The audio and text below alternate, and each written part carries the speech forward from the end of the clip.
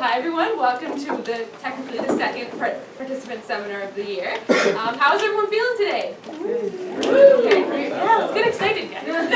You made it to top 20, this is exciting. Alright. Alright, so how the seminar is going to start out is we're going to start off with just some general feedback that we got from all of your elevator pitchers. Just some comments that we got from after reading all those amazing elevator pitches that we got in.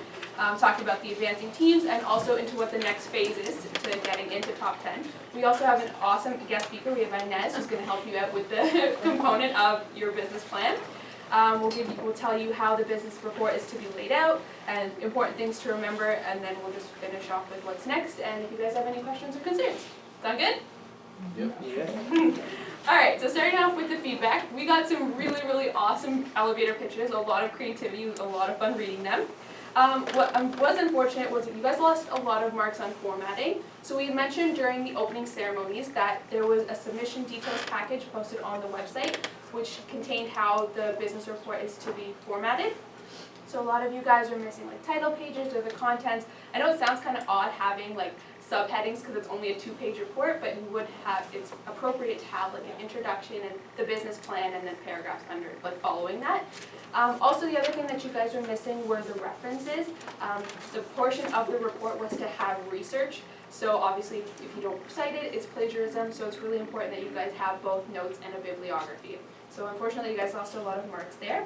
And then in terms of content, like I said, really awesome ideas, and some of you guys had more than one idea. Awesome ideas, but more than one idea. So what we would like you guys to do is sort of put them all into like one comprehensive plan to have one idea rather than like 5.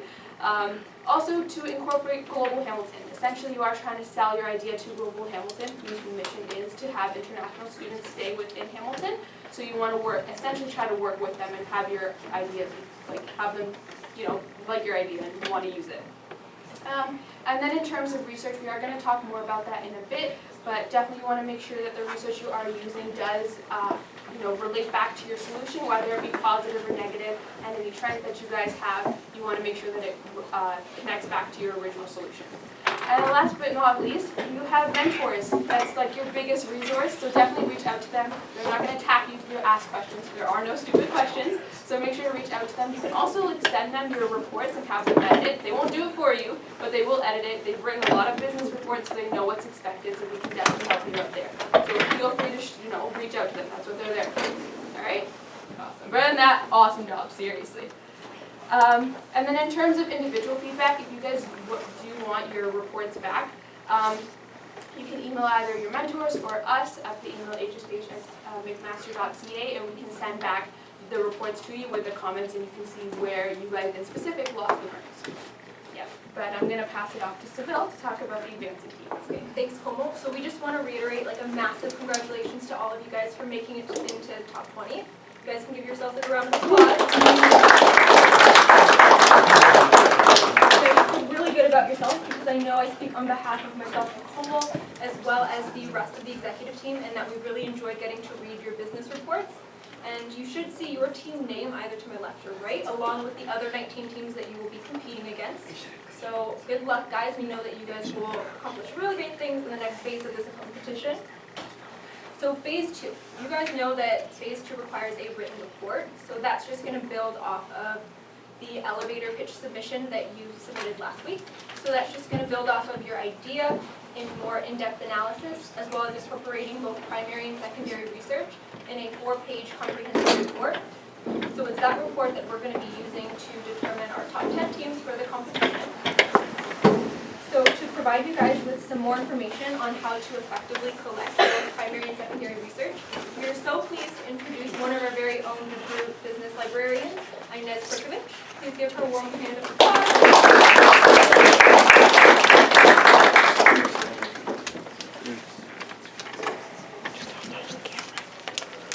So these slides will be posted on the website as well. All right? Thank you. Okay, thank you. Thanks for that nice introduction. Hi, everyone. My name is Inez, and I'm the business librarian here at McMaster. If you haven't been downstairs, we're located in KTH 108, the Innes Library. And we've been invited to this class to help you with some of the research that you're going to do for your challenge, which, as you know, is how do you market Hamilton to international students so that they want to live and work here once they graduate. So the outline for today's session is I basically just want to make sure that we all know what primary and secondary sources are. I think you're expected to use both types of sources, so I want to make sure you know how to find them. I'm going to focus primarily on secondary sources, on how to find them here at McMaster and also at the Hamilton Public Library and other places. And I'm going to also look at Google and maybe talk about some search tips that you may or may not be aware of so that you know how to use that effectively as well. So everything has been posted to our library's website and I've given it to your co-chairs as well, so this should all be available. You don't have to take extensive notes if you don't want to. So I just thought I'd start with giving you a definition of what primary sources are. Based on previous years, I think most of you know what the difference is between primary and secondary. But just in case, primary sources are really first-hand accounts of an event or a situation. So anything that has been observed by a person or first-hand information is generally considered a primary source. Can anybody give me an example of what I mean by a primary source? Have you used them before in any of your research? Yes? A survey. Survey, yeah, excellent. That'll probably be one of your key primary sources for this challenge. Yes? Like an interview? Interview, yeah, also a good one. Yeah. A journal? A journal meaning a diary? Yeah. Yes, yeah, very good. Yeah, Statement published by the person themselves. So I guess yeah, that's so somebody's a little bit. speech or anything like that. I think you've got them all, so you're right. So surveys, interviews, I think those are going to be your two key primary sources. So that's great. Secondary sources are really secondhand accounts. They're things that analyze or interpret some of those primary sources or information. So knowing that, what would be a typical secondary source? Yes. Pretty much anything you find on the internet. Yeah, a lot of what you find on the internet is, that's true. So web pages, documents that you find there. Any other examples that you can think of? Yes? And newspaper articles. Yeah, newspaper articles, journal articles, meaning scholarly journal articles. So articles in particular are the things that I think you're going to use most, and you might also find yourself using statistics. Now some people might wonder, why did I put statistics there? A lot of people might think that they are primary sources, but statistics are usually manipulated and massaged. Like when you collect survey information, right, you're going to manipulate them and look at them. And so anything that's manipulated would be considered secondary. So raw data, the data that you collect, would be primary. But as soon as you manipulate it, it's statistics. It is a secondary source. Okay, so I think you've got a good handle on both primary and secondary sources. So the bulk of the resources available to you at the libraries are secondary sources. And so here at McMaster, we have 4 libraries, Mills, Innisfil, and Health Sciences. And you're welcome to use all of the materials on the premises. As high school students, you don't have borrowing privileges at the libraries, but you can use the materials there. And so how do you find the materials that we do have? You can use our library catalog. And I'll just show you where it is. You can access this off campus. Anybody in the world can search our library catalog. So just as an example, if I type in Hamilton and students as a search, it'll pull up books and DVDs and government publications and a lot of different secondary sources. So you'll see what library it's in, you'll see the location, whether it's available or not. Everything is self-serve, so you just go into the stacks yourself and retrieve it from the shelf. Chances are you're going to find a lot of materials on the open web and you won't need to use our catalog, but I just wanted you to be aware that you can take advantage of what we have here at McMaster. Okay? So library.mcmaster.ca is our homepage, and you can get to the library catalog from there. Are you familiar with the libraries here at McMaster, or is this really your kind of first introduction to them? You probably haven't had a reason to use them. The other big category of secondary sources are articles and journals, magazines, and newspapers. And the library spends millions of dollars on databases that contain the contents of all of those publications. So some of these are going to be restricted just to McMaster users, so you won't be able to use a lot of them. But again, all of the ones that are available to you will be listed in our library's catalog by title. I just wanted to draw your attention to the Hamilton Spectator because I think it's going to be a key source of information for you. And I also thought this magazine called Money Sense has an annual survey of the best cities to live in Canada, and I know Hamilton is one of them. So it's on the open web as well, so it might give you some ideas as to how to pitch the city in your marketing plan. So those are going to be two. Hamilton Spectator definitely is going to be a key source, but you might find other magazines and journals that are useful. So initially, earlier I just mentioned that we do subscribe to hundreds of library databases. A lot of them are only available to McMaster students with their Mac ID. If you come down into the library, we might be able to give you a guest internet account that allows you to search them. And what makes these different is that they're subscription-based and they contain a certain number of publications in them, and they're usually on a subject. So Canadian Periodical Index is a great resource. I don't know if you have that at your own high school libraries. Do you have that database, or you guys have high school libraries? Do you still have libraries in Yeah, high we do. schools? Yep. They do? Okay. Yeah, we have access to a lot of those databases. Oh, you do? Okay, that's great. So a lot of these will be familiar. So CPIQ, if you have access to it, would be great, because it has a lot of Canadian content, and that's what you're going to focus on for a lot of your challenge research. A database like Factiva, you probably don't have access to in your high school libraries, but we have it here at McMaster, and it has thousands of newspapers in it. A lot of them are Canadian, but it also has international papers. But I just wanted you to be aware that these research databases are a huge part of academic research, so when you come to university, you'll be using these an awful lot. And for the time being, you probably get guest access to some of these if you need to. Okay? The Hamilton Public Library, I thought I would mention because all of you, if you live in Hamilton, will have access to their resources. And they have an online resources page, and they have databases for various categories. And I would suggest using their magazines and newspapers databases. I know they have one just on Ontario newspapers. It includes the Hamilton Spectator. So you'll be able to search, maybe 15, 20 years worth of Ontario newspapers. If you use Google News or you go directly to the newspaper website, you're often going to get hit with a paywall, and you won't be able to see more than 5 or 6 articles per month. But databases we subscribe to, so you can get to all of the content in them right then and there. So you might find it a much more efficient way to search for content by using a database. Okay?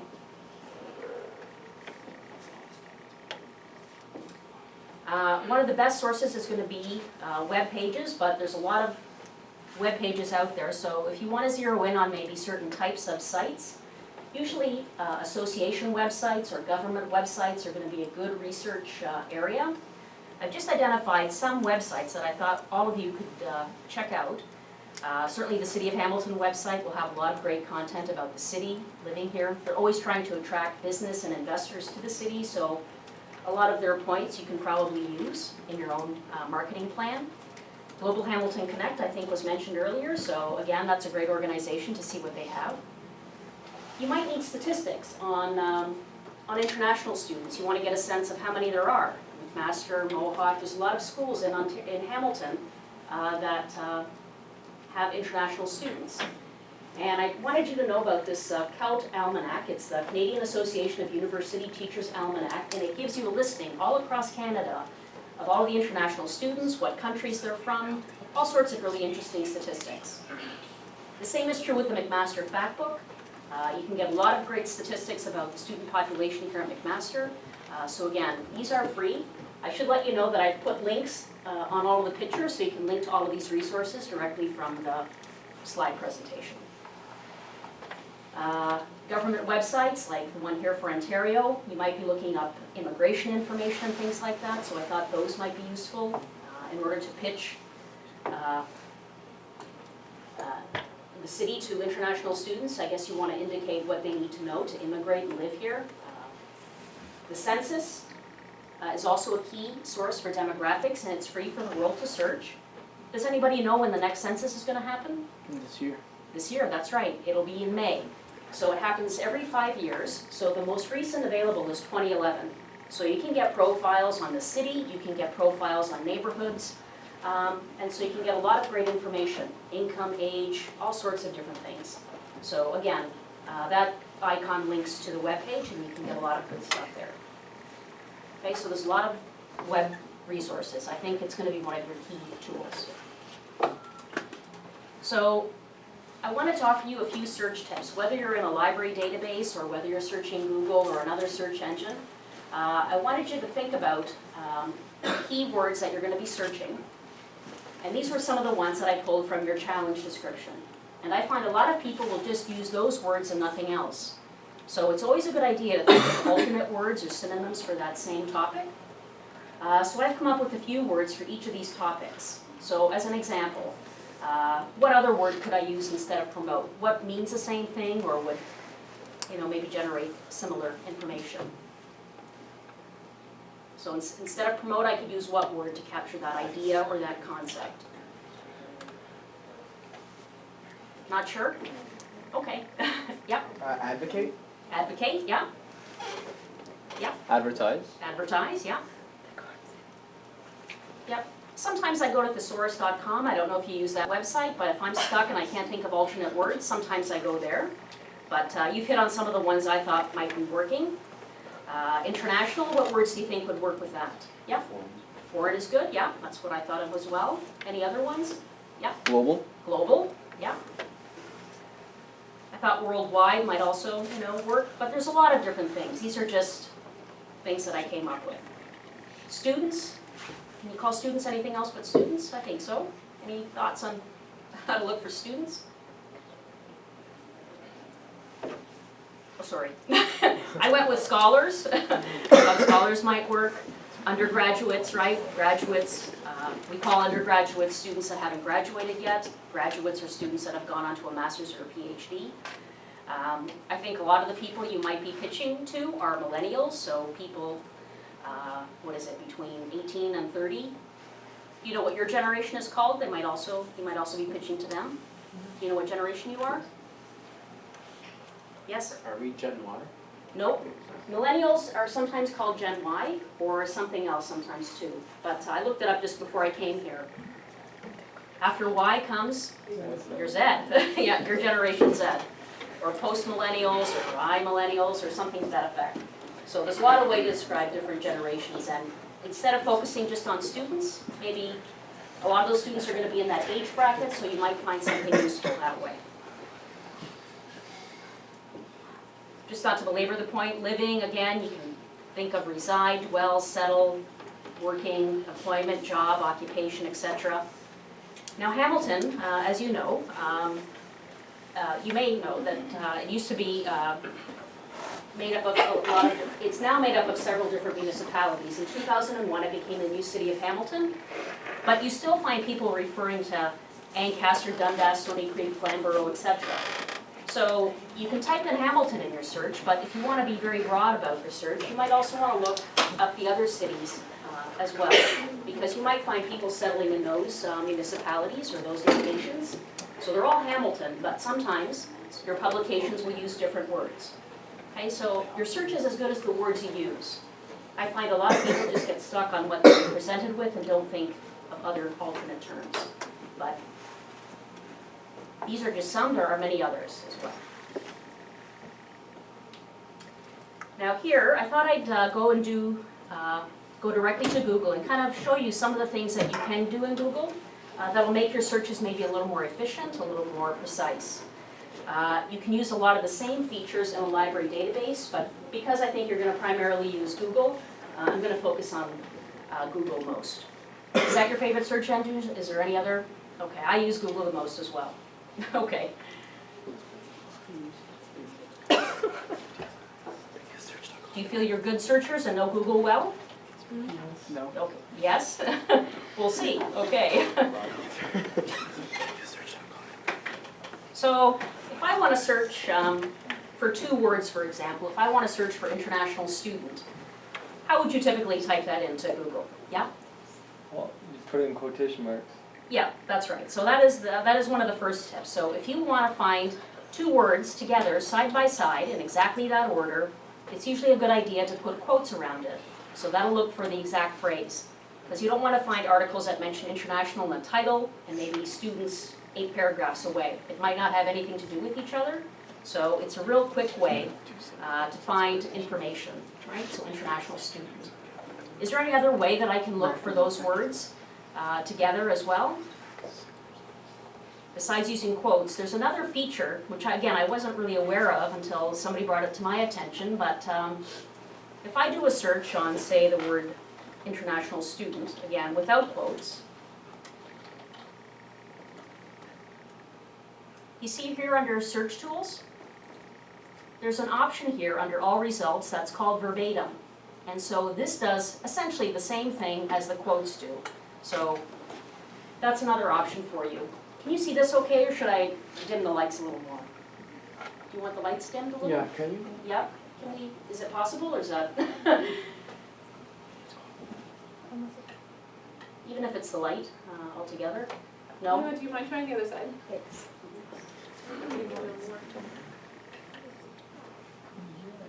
Okay, something's happening, yeah, Oh, okay, that's okay. really cozy, okay. But that's okay, you can see better, I'm assuming. Okay. So that's one way to get a more precise result.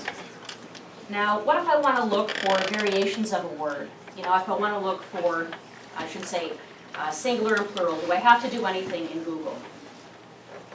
So if I type in international student or international students, or if I type in millennial or millennials, will I get the same result, or will I get something different? I'll get the same result. In a database, you normally have to indicate that you want a different word.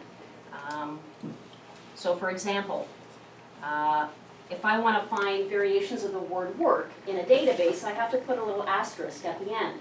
So it'll find work, working, workplace, worker, all sorts of word variations at the same time. Google does that automatically oftentimes, and so you don't have to do that. But if you do end up using those databases, putting that asterisk at the end of a word or in the middle of a word will look for variations of the ending or the middle part of the word. You have to be a little careful though where you place your asterisk. Sometimes you might get things that you don't want. You know, sometimes, you know, I might be looking for work, but I might get words like workopolis and other things that aren't really relevant. So when you use those little wildcards, sometimes you will get irrelevant things.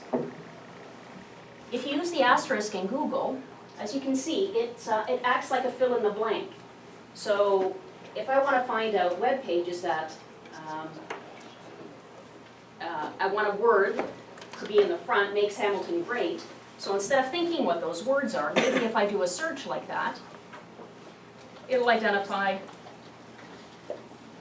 sites that use that phrase, and it'll substitute that word at the beginning, and it might give me some ideas.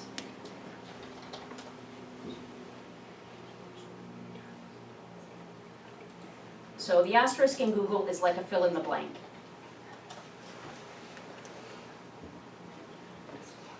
Okay, so some of the best places for kids and things like that, but you might find other relevant materials as well. Okay. Did you know about that asterisk in Google? Okay, so we're learning something. Okay, I'm always afraid that you guys know all this and that it's old news. Okay. So you may have heard about this in maybe some of your classes in high school about how to combine words. So if I wanted 2 words to appear, or 5 or 6 words to appear in the same web page, do I need to do anything when I type it into the box? Do I have to specify anything if I want all of the words to appear? You don't. Not in Google. In a library database you do. So if I want to combine, is there a topic you want me to search besides the one for this challenge? I can pick something else to have a more neutral example, I guess. So if I want to search for sites that talk about panda bears in Toronto, I can type in panda bears Toronto, or I can put in the word and in between each word, and it essentially does the same thing. In a database, you have to put the word and. In Google, not so much. Okay, so I usually know what's happening when I look at the results hits. So I can see that things are changing or not changing, and that's how I know how things are being processed. Okay? So use the word and anytime you want all of those words to appear in the same web page? What if I want alternate words? What if I want to look up synonyms? We talked about all kinds of synonyms earlier, alternate terms in that.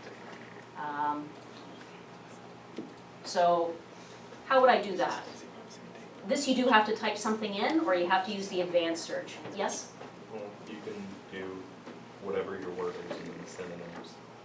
Yeah, well, okay, so if I do student, graduate, undergraduate, do I need to type anything in so it knows that I want all three, any one of those three?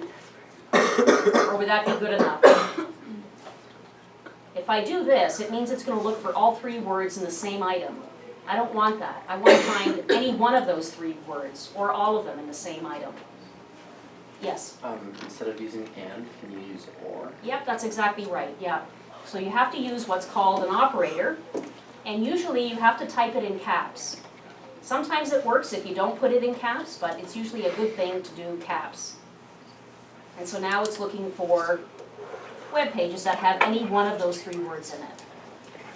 Alternatively, you could also go to the advanced search. Does anybody know how to get to the advanced search in Google? They keep moving the spot around a little bit. It's down at the bottom. It used to be the little gear icon at the top, but now they've moved it to the bottom. And there's an advanced search. And so this is where you can type any of these words to do the same thing as I just did with the or I could use all of these words and it'll do the same thing as and. Okay, so you can specify and do a lot of neat things in the advanced search if you can't remember, the terms or words that you need. Sometimes you want words to appear in a certain section of a web page.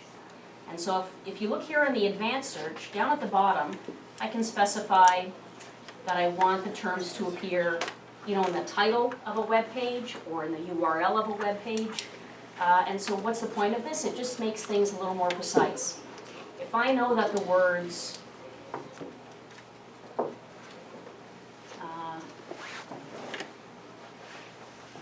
Hamilton, in this case I don't have to put the word and because it says all these words, it'll understand what I mean. If I just do Hamilton and student in the title,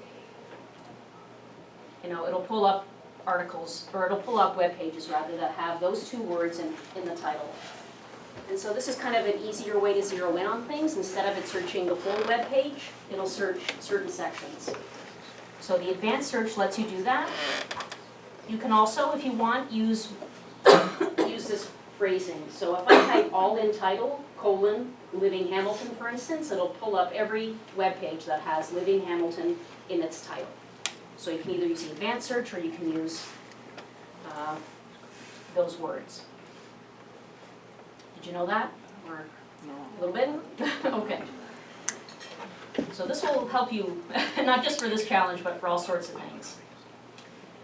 Again, most times you're inundated with hundreds of thousands of hits and you can't make sense of your results. So there's a lot of ways that you can make them more precise. In a database, a library database, you can limit by publication date, document type. If you know you just want journal articles, you can say so. You don't have quite as many filters as you in Google like you would in a library database, but there are some.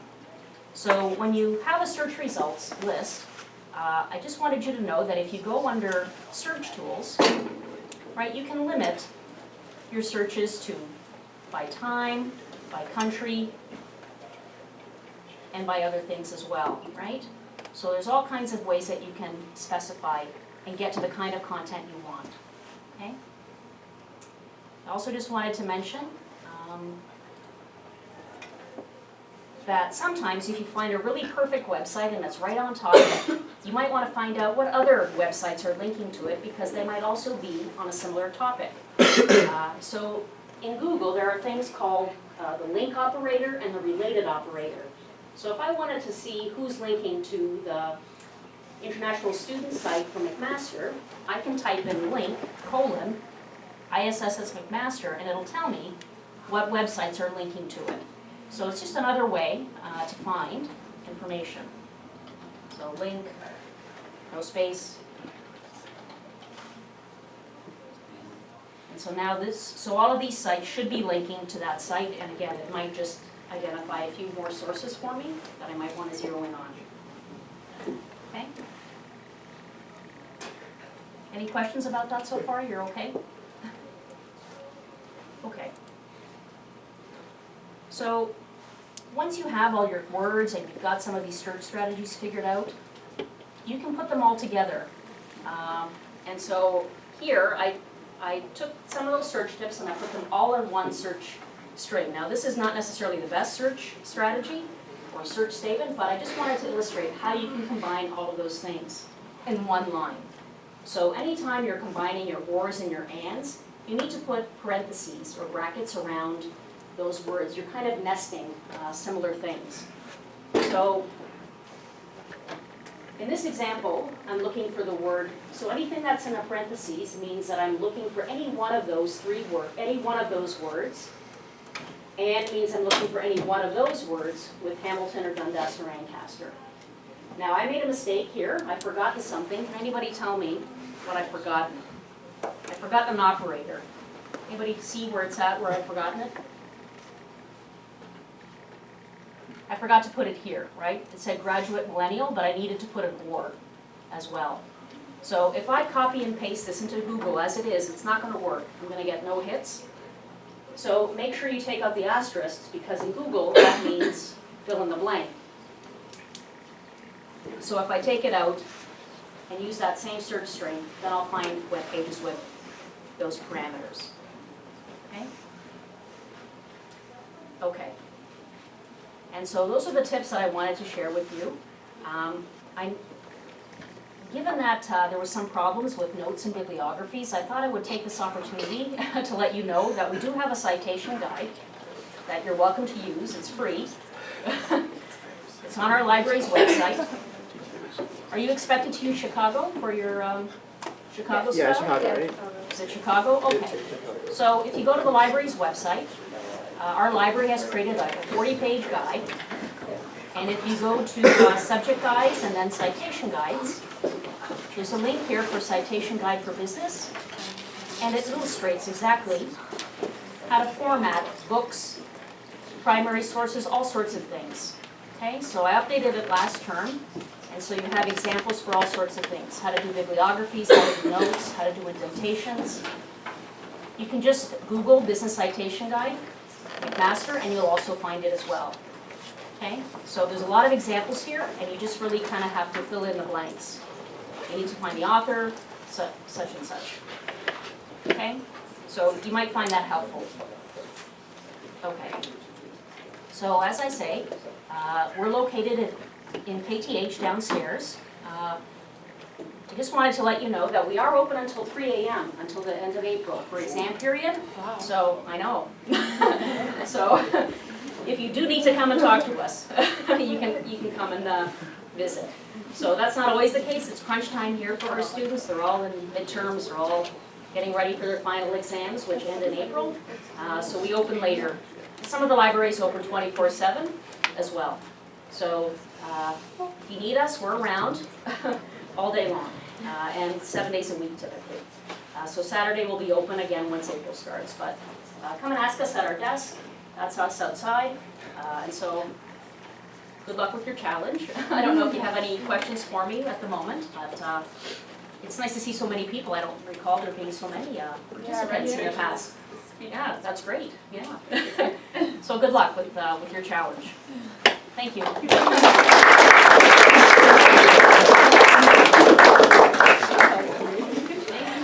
much for coming. Okay, you're welcome. I'm sure they all found it very valuable. Oh, that's great. Thank you. Thank you.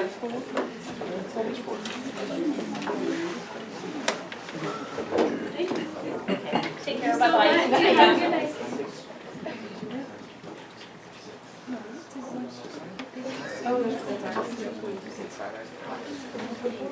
Thank you.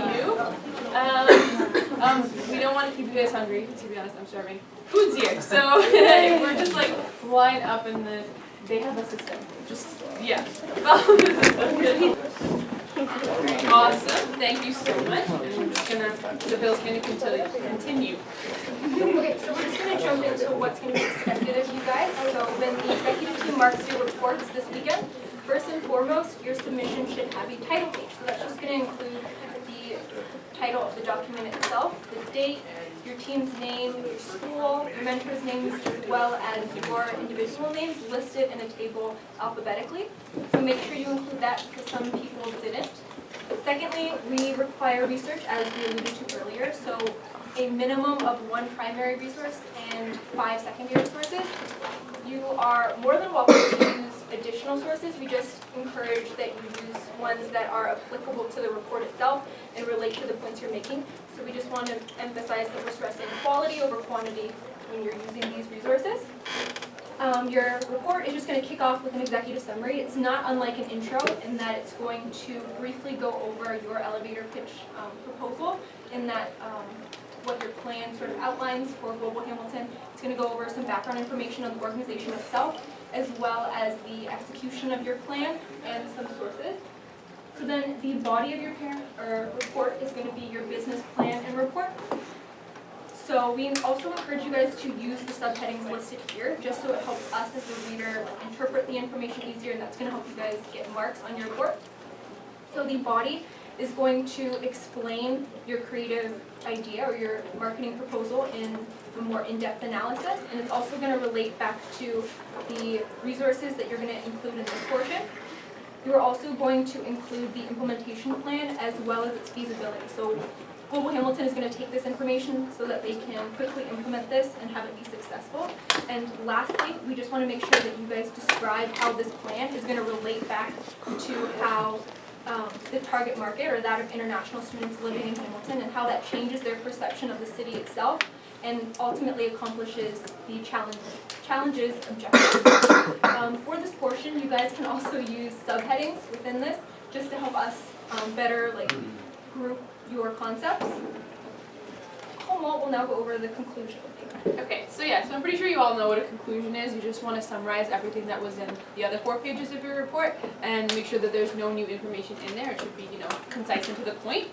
The next section is an appendix. Now this is optional, but this is content that would normally disrupt the body will go into this appendix. So appendixes can include tables, charts, pictures, financial statements, whatever you guys want to use. So a lot of you guys will be using a survey as your primary source. So the data that you collect from that, you might want to put it into a pie chart. So rather than putting that in the body of the report, you want to put that in the appendix and then in the body say refer to the appendix. I don't know how many of you guys have actually used appendixes in high school, but that's the protocol there. And I understand that it can be kind of confusing. So like I said, reach out to your mentors. They've done this all many times before and they can answer any questions you guys have. And then references, like I said, we don't want to plagiarize, so we've got to make sure that we cite everything correctly, including both notes and the bibliography, which I'll go into the difference between in a little bit later. And then as for when this is due, mark this in your calendars. It's an important date, so it's 2 weeks from now, March 18th. You're going to submit it the same way you submitted your elevator pitch to hspeech@mcmaster.ca by 11:59 p.m. What you guys do want to, there was a little bit of confusion when you guys submitted your elevator pitches, so in the subject line, if you could put your team name and business plan report, that would be great, just so we can organize them a lot easier. Sound good? Awesome. And then as for the difference between notes and bibliography, so notes is something that goes in within the report and then you can use it to cross-reference. So you put like a number at the end of the sentence and then at the end of the document there would be a page where you can see where all the information came from. And the bibliography is a reference of the entire source that you used throughout the report. Does that sort of make sense? Yes. Again, like I mentioned, if you go on the reviews and competition details, all that information, it's in the citation guide. It's in the submission details, all the information is there, and your mentors are always there to help you guys out as well. And we didn't mention, but all of these like subheadings and stuff, not only will these slides be posted, but we will have a document posted that outlines everything that needs to be in each section of the report. Alright? To continue on, just general things that you want to remember for your business report. You want to look at the long-term benefits of your solution. You don't want to just focus on implementing it within the next 6 months. You want to see how this will impact in the future as well. You want to use concepts learned from class and also from the slides that were posted by the professor last week. So include the 4 Ps, so price, product, promotion, and place. And as well as SWOT. I don't know if you guys have used SWOT, but that's, you sort of analyze the solution looking at the strengths, weaknesses, opportunities, and threats. It is in last week's slides, but again, your mentors are there for you. Follow the business citation guide. Honestly, those are really easy marks that we don't want you guys to lose out on, so that's also posted. Make sure you go through that. It's very long, but trust me, it's very easy to follow. It's some easy marks right there. And you know that if you know with your elevator pitch, we wanted you guys to focus on your idea. This is where we want you to take your idea and go into all the details and how you want to implement it. So make sure you provide detail in the support. But yeah, so as for upcoming events, the next seminar is next Tuesday, same place, same time, except you don't have to dress all business casual, you can just dress casual. In this, you just come, it's more like a drop-in seminar, so rather than a guest speaker or me and Sybil standing up here talking to you guys, you can come in here and sit with your mentors and work with them face-to-face rather than, discussing over email. You can sit down together and work and, work out your ideas. So it's a really good opportunity to just come and utilize your mentors to the best. Yeah, other than that, do you guys have any questions, comments, concerns, anything that we can address right now? The HSPH website says that the business plan report submission is due on March 19th. So I'm not sure if it's going to be the 18th. No, I'm a really good chance of those. We've changed that. You guys are the first to know then the business report is due this Friday at midnight. No, next Friday. You guys have 2 weeks. Oh.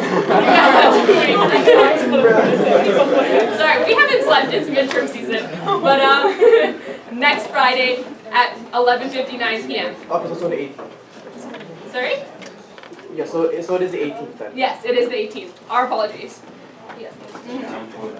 Yes.